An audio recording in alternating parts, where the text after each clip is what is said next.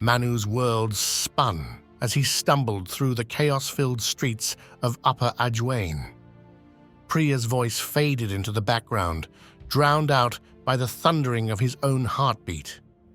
Rohini was alive. The thought repeated itself, a mantra that shook the very foundations of his carefully constructed life. "Manu!" Priya's sharp cry finally pierced his daze. "We need to get to safety." He blinked, reality crashing back. The city was under siege, and he had a duty to protect his wife. With a deep breath, Manu steeled himself and led Priya towards their home. As they barricaded themselves inside, memories flooded Manu's mind, unbidden and relentless. 8 years earlier— "Treason?" Manu's voice cracked with disbelief. "That's impossible.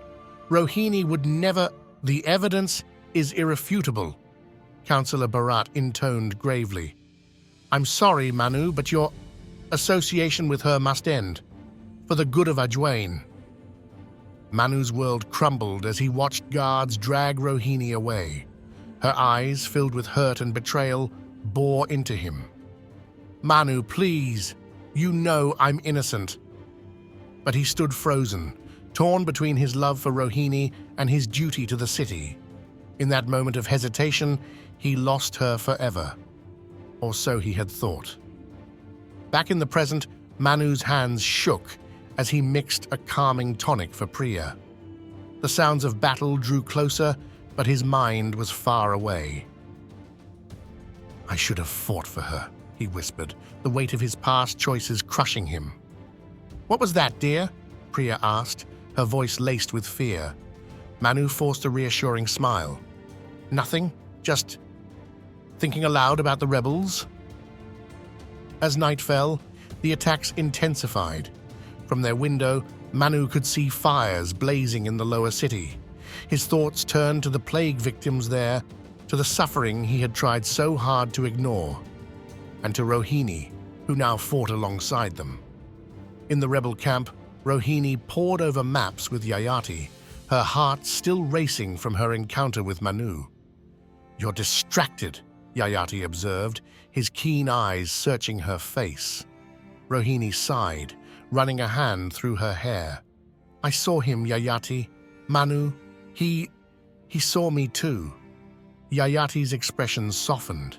He knew the pain of Rohini's past, the betrayal that had forged her into the fierce rebel leader she was today. "And how do you feel about that?" "I don't know," Rohini admitted, her voice barely a whisper. "I thought I'd moved past it all, but seeing him, it brought everything back."